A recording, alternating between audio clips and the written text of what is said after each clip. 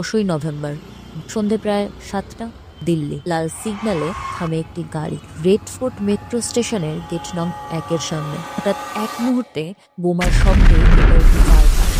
একটি গাড়ি মুহূর্তে চুরমার হয়ে যায়, আগুন ছড়িয়ে পড়তে থাকে চারিদিকে। এই এক বিস্ফোরণে কমপক্ষে 13 জন মারা গেল, অনেকে আহত, আর পুরো শহর নিস্তব্ধ হয়ে গেল কয়েক সেকেন্ডে।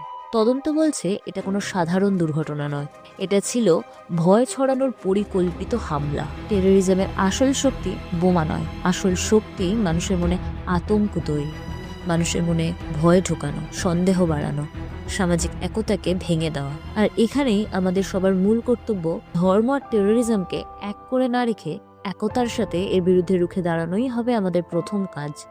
হিন্দু, মুসলিম, শিখ, খ্রিস্টান, যে ধর্মই, বিপদের সময় আমরা এক পরিবার। আর ঠিক এই একতাই সন্ত্রাসবাদীদের সবচেয়ে বড় পরাজয়। কারণ সন্ত্রাসের মূল উদ্দেশ্যই হলো সামাজিক ভেদাভেদ তৈরি করা। তাই মনে রেখো, বিস্ফোরণের শব্দে শহর কাঁপতে পারে, কিন্তু ভারতের মন কখনো না।